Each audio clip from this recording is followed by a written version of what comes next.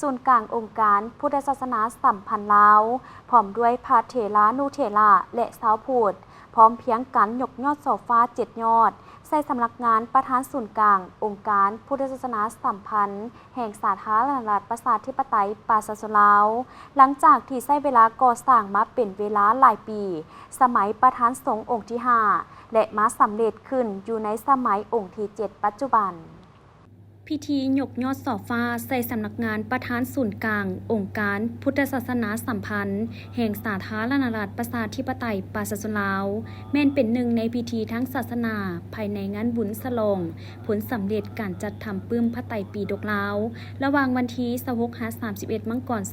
2026อยู่ที่เดินกลุ่มมาเรียนพระธาตุหลวงเวียงจันทน์ซึ่งในปีนี้พิธียกยอดส่อฟ้า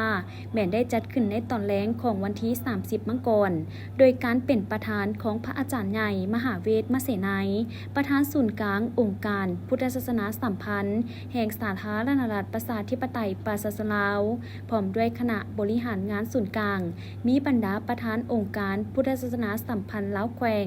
องค์การพุทธศาสนาสัมพันธ์ลาวเมืองภายในนครเวียงจันทน์และพระสงฆ์สามเณรเข้าร่วมฝ่ายคารวาสเข้าร่วมโดยแม่ป้านาลีศรีสุริตภรรยาทานประธานประเทศแม่ป้าเวียงเงินไข่คำพิทูลภรรยาประธานศูนย์กลางแนวลาวต่างชาติมีบรรดาการนำผักหลาดครอบครัวการนำอดีตการนำขั้นสูงเจ้าภาพเจ้าสถาพุทธบริษัทและมวลชนชาวพุทธเข้าร่วมเป็นจำนวนหลายพระอาจารย์อธิปไตยไมตรีจิตรองประธานศูนย์กลางองค์การพุทธศาสนาสัมพันธ์ลาวหัวหน้าห้องการบริหารงานศูนย์กลางองค์การพุทธศาสนาสัมพันธ์ลาวได้ให้สัมภาษณ์ว่างานยกยอดส่อฟ้าใส่สำนักงานประธานสงฆ์ครั้งนี้รวมมียอดส่อฟ้าทั้งหมด7 ยอดที่แสดงให้เห็นถึงการกำหนดเอายอดส่อฟ้า7 ยอดแม่นเทียบเท่ากับจำนวนขององค์ประธานที่บริหารงานศูนย์กลางองค์การพุทธศาสนาสัมพันธ์ลาวมาฮอดปัจจุบันแม่นมี7 องค์หรือองค์ที่ 7 คือพระอาจารย์ใหญ่มหาเวทมเสนัยองค์ปัจจุบันโดยสำนักงานหลังนี้แม่นใช้เวลาสร้างมาหลายปีเริ่มต้นตั้งแต่สมัยประธานสงฆ์องค์ที่ 5และนำพาสืบต่อสร้างมาจนสำเร็จพร้อมขึ้นอยู่ในสมัยประธานสงฆ์องค์ที่ 7ในปัจจุบันขอน้อมไหวพระรัตนตรัยขอน้อมถวายความเคารพแด่พระอาจารย์ใหญ่ประธาน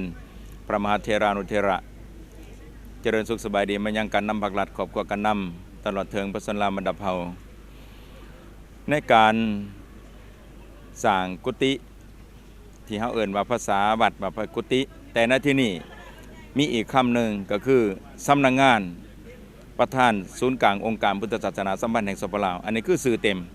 เอ่นมาสำนักงานในสำนักงานนี้แม่นพวกเขาได้ทำการเฉลิมฉลองในการยกยอดโซฟาในการสูตรมงคลในการเฮ็ดพจน์สงฆ์เทระพิเศษยทัญญาประธานในการจะขึ้นอยู่บริหารงานอยู่ในสำนักงานสถานที่นี้สำนักงานประธานสงฆ์ได้สร้างมาตั้งแต่สมัยที่7ประธานสงฆ์องค์ที่6ประธานใหญ่มหางอนดำรงบุญริเริ่มสร้างและมรับมอบและก็สำเร็จในการสร้างไป95%ในสมัยที่8โดยมีประธานใหญ่มหาบุญมาสิมพรหมประธานสงฆ์องค์ที่6สมัยที่8และมาสำเร็จมาขึ้นอยู่บัดนี้มาขึ้นอยู่แม่นประธานใหญ่มหาเวทมเสนัยเป็นประธานศูนย์กลางองค์ปสเป็นองค์ที่7สมัยที่9เนาะแม่นพวกเฮาได้เฉลิมฉลองในมื้อนี้ที่ได้สัมภาษณ์แก่บรรดาสื่อทั้งหลายเพื่อความเข้าใจและกระจ่างแจ้งในการนำใส่สำนักงานประธานสงฆ์ในที่นี้คำว่าสำนักงานประธานสงฆ์แม่นพวกเฮาก็ได้ยินว่าสำนักงานก็ถือว่าเป็นบอนบริหารงานบอนเฮ็ดเวียกเนาะกันภาษาชาวบ้านหรือกระทรวงทั้งหลายก็แม่นกระทรวงหรือว่าสำนักงานในการบริหารงานเวียกงานบ่แม่นกุฏิบ่แม่นบ่อนพำนักบ่อนอยู่คันกุฏิพระสงฆ์ก็จะอยู่ในวัดในว่าเนาะอันนี้เอิ้นว่าสำนักงานประธานสงฆ์ศูนย์กลางอปสเนาะในนี้ก็จะมีห้องบริหารงานเนาะของยทัญญาประธานศูนย์กลางอปสและก็ห้องบริหารงานของยทัญญาห้องประธานพระอาจารย์หัวหน้าและห้องประธานในกรรมาธิการทั้ง5และห้องการซึ่งมีอยู่ องค์ประธานองค์ห้องประธานที่อาวุโสประธานใหญ่บุญสวนองค์ประจำการและสำหรับห้องประธานองค์รองลงมาในหัวหน้ากรรมาธิการแม่นมีอยู่6ภาคส่วน1ห้องการบริหารส่วนกปส2กรรมาธิการปกครองสงฆ์ส่วนกปส3กรรมาธิการศึกษาสงฆ์ส่วนกปส4กรรมาธิการเผยแผ่ศีลธรรมในปฏิบัติกรรมฐานส่วนกปส5กรรมาธิการสาธารณูปการส่วนกปสและ6กรรมาธิการการต่างประเทศส่วนกปสอันนี้คือ6ภาคส่วนแต่ว่ามานำใส่ในที่นี่แม่นเป็นองค์ห้องประธานเป็นองค์ประธานเป็นห้องประธานแล้วก็เป็นหัวหน้ากรรมาธิการ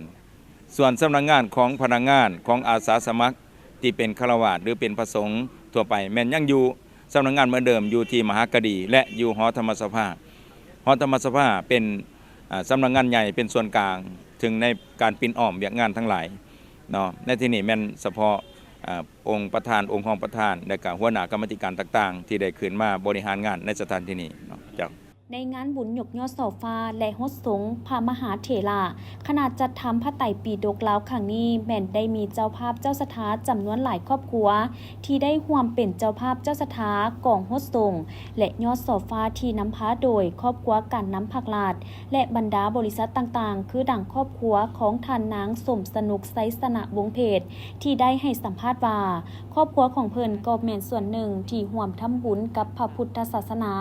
มาหลายงานบุญช่วยประกอบส่วนสร้างสาปฏิสังขรณ์วัดวาอารามต่างๆที่สำคัญในงานครั้งนี้ก็ได้เป็นเจ้าภาพกองโฮสต์พระมหาเถระที่เพิ่นได้สร้างคุณประโยชน์แก่ศาสนาก็คือประเทศชาติให้การทุ่มเทจัดทำพระไตรปิฎกแล้วจนสำเร็จสมบูรณ์มีความภาคภูมิใจที่พวกข้าน้อยได้มีโอกาส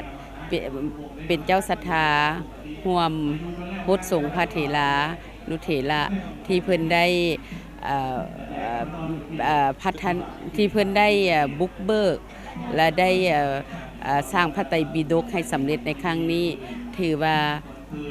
พวกข้าน้อยมีความรู้สึกภาคภูมิใจและก็มีความศรัทธาในการสร้างบุญในครั้งนี้เนาะเพราะว่าพวกข้าน้อยก็เป็นผู้หนึ่งที่อยากประกอบส่วนสุขยุคำสู่พุทธศาสนาขอให้ศาสนาเจริญรุ่งเรืองถือว่าเป็นโอกาสอันหนึ่งที่เฮ็ดให้บริษัทพวกข้าน้อยมีส่วนร่วมพัฒนา